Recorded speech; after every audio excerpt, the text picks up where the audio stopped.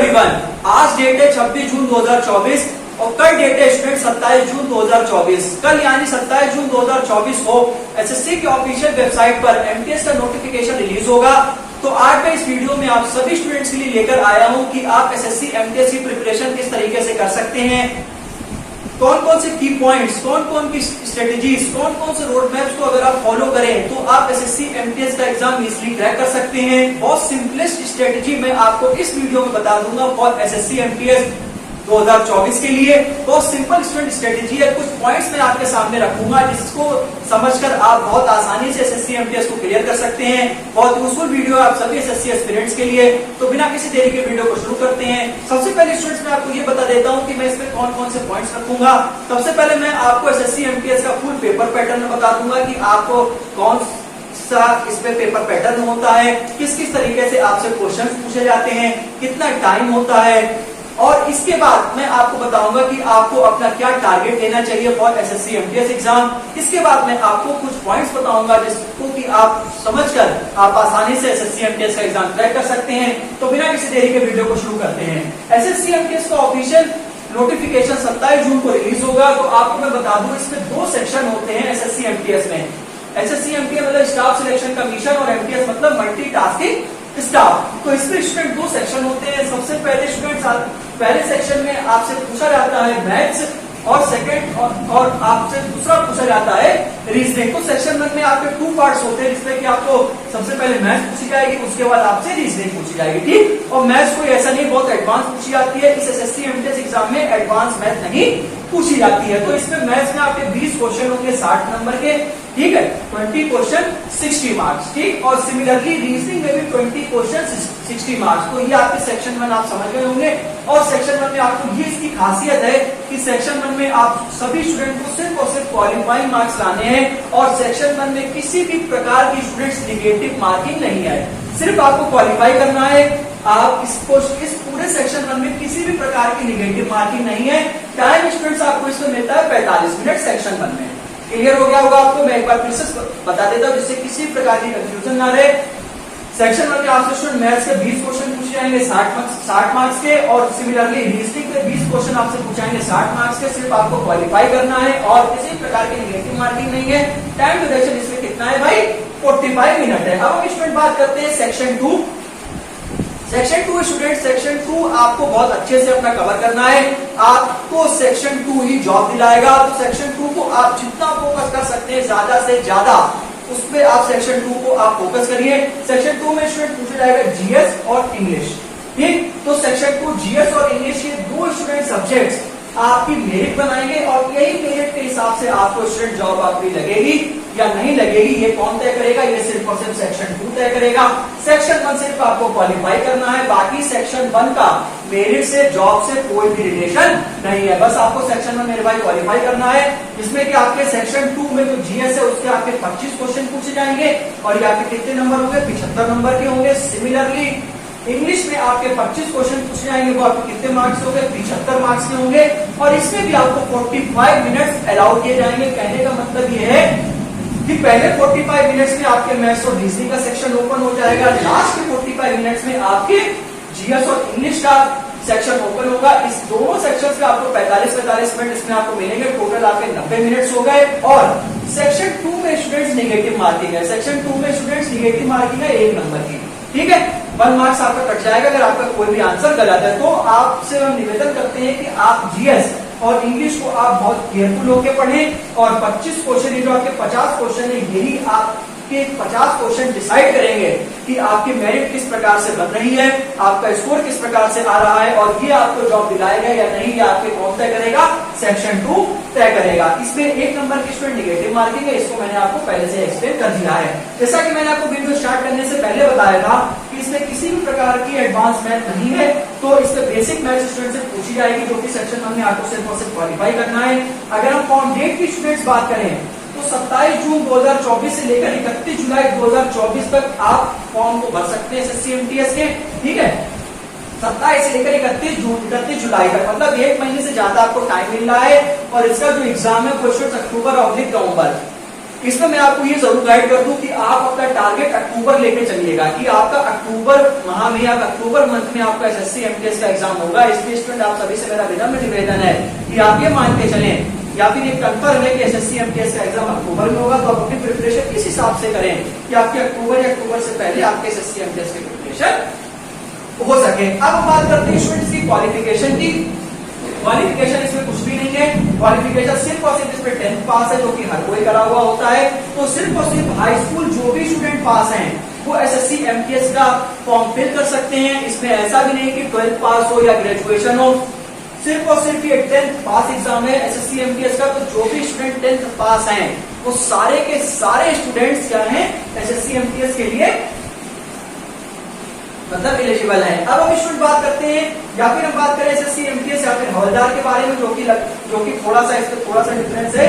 अगर हम स्टूडेंट्स बात करें एज डिफरेंस की, तो जो 18 से जो 25 साल के इसमें 2 एज ग्रुप्स होते हैं। इसमें 18 से 25 साल में स्टूडेंट्स एमटीएस के, बाकी एमटीएस की इसमें जॉब्स होती हैं, और कुछ इसमें हवलदार की होती है, कुछ ही होती है, ज्यादा नहीं होती है। ठीक है, जो 25 साल वाली होती है वो एमटीएस की होती है, लेकिन इसमें थोड़ी बहुत हवलदार की पोस्ट आ जाती है। और ये क्लियर कब होगा, जब 27 जून को ऑफिशियल नोटिफिकेशन आएगा, जब आप अपना फॉर्म फिल कर रहे होंगे। ठीक, दूसरा इसमें एज ग्रुप होता है 18 से 27 का, जो कि होता है हवलदार के लिए। और जो 18 से 27 का जो एज ग्रुप होता है, इसमें लगभग सारी पोस्टें हवलदार की होती हैं, लेकिन सब पोस्ट किसकी होती है, एमटीएस की होती है। सिमिलरली बात करें 18 से 25 में एमटीएस की सारी पोस्ट होती है, लेकिन कुछ हवलदार की होती है। दूसरे ग्रुप में 18 से 27 में हवलदार की पोस्ट ज्यादा होती है, लेकिन एमटीएस की कम होती है। और स्टूडेंट हम बात बताते हैं आपको कि जो एसएससी एमटीएस है ये सिर्फ और सिर्फ ओनली 1 डे एग्जाम है। एक ही दिन में एसएससी एमटीएस और हवलदार का पेपर हो जाता है। इट मींस दैट अगर आप एसएससी एमटीएस के और अगर हवलदार में आप पेपर क्वालिफाई कर लेते हैं तो आपका एडिशनल एक फिजिकल टेस्ट होता है। मैंने लिख भी रखा only 1 exam for SSC MTS, और हवलदार के लिए आपको फिजिकल टेस्ट देना पड़ेगा, एमटीएस के लिए नहीं, हवलदार के लिए। और एक ही दिन में पूरा एसएससी एमटीएस का एग्जाम कंप्लीट हो जाता है, और टोटल आपको इसमें मिलता है 90 मिनट आपको टाइम मिलता है, 45 मिनट इधर और 45 मिनट इधर, मतलब 1.5 घंटे का समय आपको इसमें एमटीएस में मिलता है। अब हम स्टूडेंट बात करें कि जो आपका सेक्शन 2 को मैंने आपको बहुत अच्छे से एक्सप्लेन किया है, तो सेक्शन 2 ही आपकी कंप्लीट मार्किंग डिसाइड करेगा। सेक्शन 2 से आपकी फाइनल मेरिट बनेगी कि आपका एसएससी एमटीएस में सिलेक्शन होगा या एसएससी एमटीएस में सिलेक्शन नहीं होगा। सेक्शन 1 आपको सिर्फ और सिर्फ क्वालिफाई करना है। सेक्शन 2 आपकी फाइनल मेरिट बनाएगी कि एसएससी एमटीएस में आप कहां पर स्टैंड कर रहे हैं। ठीक, अगर हम स्टूडेंट बात करें टारगेट का, तो इसमें स्टूडेंट 150 नंबर का है ये, तो इसमें 135 स्टूडेंट्स आपका सेफ स्कोर है। अगर 150 में से 135 आप मान के चलिए कि इतना हमें स्कोर करना है, तो हम एसएससी एमटीएस एग्जाम में स्टैंड करेंगे। इट मींस दैट कि हमें 135 नंबर पे 150 में से 135 नंबर अगर हमारे आ जाते हैं तो हमें इजिली एसएससी एमटीएस में स्टैंड मिल जाएगा। इसलिए हम एसएससी एमटीएस का एग्जाम हमारा इजिली क्रैक हो जाएगा। तो मैंने आपको बहुत शालीनता से मैंने आपको पूरा एसएससी एमटीएस का कंप्लीट विवरण दे दिया है। जो 27 तारीख को जो ऑफिशियल नोटिफिकेशन रिलीज होगी उसमें भी मैं वीडियो बनाऊंगा, तो आई होप आपको इतना अभी तक समझ में आ गया होगा। अब हम स्टूडेंट्स बात करते हैं कि इसके एग्जाम प्रिपरेशन की जो टिप्स हैं आपको क्या फॉलो करना है। तो उसमें स्टूडेंट ज्यादा कुछ भी नहीं है, जैसा कि सेक्शन 1 में आप इजिली आप ज्यादातर लोग क्वालिफाई कर लेंगे। जो स्टूडेंट जीएस और इंग्लिश है, आपको बहुत अच्छे से पता है कि आप एसएससी सीजीएल की भी तैयारी कर रहे होंगे, तो एसएससी सीजीएल सबसे ऊपर लेवल का एग्जाम है एसएससी के हिसाब से। तो अगर आप एसएससी सीजीएल के एग्जाम को आप बहुत डेडिकेटेड होकर पढ़ रहे हैं, मतलब डेडिकेटेड का मतलब ये नहीं है कि आप बहुत मेहनत से पढ़ रहे हैं या फिर आप पूरे दिन भर लगे हुए, मतलब आप ऑनेस्ट तरीके से प्रिपरेशन कर रहे हैं, आप अपनी पढ़ाई को यूजफुल तरीके से पढ़ रहे हैं, तो आप बहुत आसानी से एसएससी एमटीएस के एग्जाम को क्रैक कर सकते हैं। तो आपको मैं स्टूडेंट इस वीडियो में यह सीख देना चाहता हूं कि अगर आप स्टूडेंट एसएससी सीजीएल के लिए बहुत ज्यादा सीरियस हैं, तो ही आपका एसएससी एमटीएस का एग्जाम आपका बहुत हवा में क्लियर हो जाएगा, अगर आप ऑनेस्टली एसएससी सीजीएल की प्रिपरेशन बहुत अच्छे से कर रहे होंगे।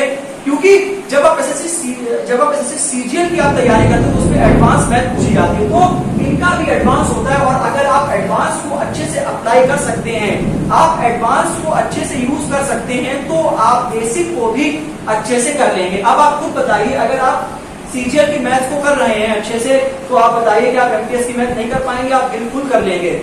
एसएससी सीजीएल में भी रीजनिंग स्टूडेंट्स कब आती है, तो उसमें भी अगर आप सीजीएल लेवल की रीजनिंग को आप अगर अटेम्प्ट कर लेते हैं तो इट मींस दैट कि आप एसएससी एमटीएस की रीजनिंग को भी अच्छे से हैंडल कर लेंगे। जीएस और इंग्लिश में भी मेरा स्टूडेंट यही कहना है, तो आप इसमें ज्यादा ना भटकें। सिंपलेस्ट तरीका स्टूडेंट्स ये है कि अगर आप एसएससी सीजीएल की तैयारी कर रहे हैं तो अगर आपकी एसएससी सीजीएल अगर आपका निकल जाता है तो बहुत अच्छी बात है। अगर नहीं निकल पाता है तो आपका एसएससी एमटीएस का एग्जाम स्टूडेंट 100% निकल जाएगा। बस इसके लिए आपको क्या करना है, ये जो आपके सब सब्जेक्ट है मैथ, रीजनिंग, जीएस और इंग्लिश, इसके आपके पास प्रॉपर नोट्स होने चाहिए, ठीक है, प्रॉपर स्ट्रेटेजी होनी चाहिए आपके पास। इसमें कि आपके जो जितने भी सब्जेक्ट है एसएससी एमटीएस में 4 सब्जेक्ट हैं, आपके चारों के आपके पास कंप्लीटली नोट्स होने चाहिए।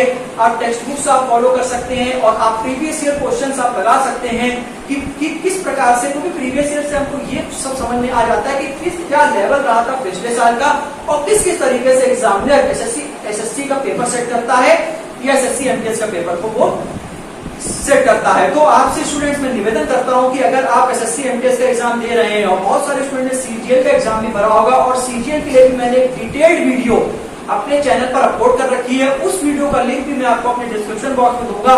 कंप्लीट इंफॉर्मेशन मैंने आपको उस वीडियो में बता रखी है, कट ऑफ के बारे में भी मैंने जिक्र किया है। एक बार इस वीडियो को रोकने से पहले मैं आपसे इतना सा ही कह देना चाहता हूँ कि एसएससी सीजीएल की प्रिपरेशन अगर आप बहुत ऑनेस्ट ईमानदारी से कर रहे हैं तो आपका एसएससी एमटीएस में सिलेक्शन स्टूडेंट्स तय है। 110% आपके 135 मार्क्स आउट ऑफ 150 में से 100% आ जाएंगे अगर आपने एसएससी सीजीएल की तैयारी बहुत अच्छे से करें। क्योंकि हम सब लोगों को मानना है कि अगर आप कुछ बड़े चीज की तैयारी करते हैं तो जो छोटी छोटी चीजें होती है वो आपको स्टूडेंट इजिली अचीव हो जाती है। तो इसी प्रकार से स्टूडेंट मिलते हैं नेक्स्ट वीडियो में। कल जो भी ऑफिशियल नोटिफिकेशन आएगा कि कितनी इसमें पर्टिकुलर पोस्ट है उसके बारे में आपको डिटेल्ड वीडियो बताऊंगा। ये एक बार आप कमेंट करके जरूर बताएं कि इस वीडियो से आपने क्या सीखा, क्या समझ में आया। यूजफुल वीडियो लगी तो प्लीज स्टूडेंट वीडियो को कमेंट जरूर करें और वीडियो अच्छी लगी तो प्लीज वीडियो को लाइक करें, चैनल को सब्सक्राइब करें। Thanks for watching, thank you so much. I love my India. जय हिंद, जय Bharat. Thank you so much, God bless.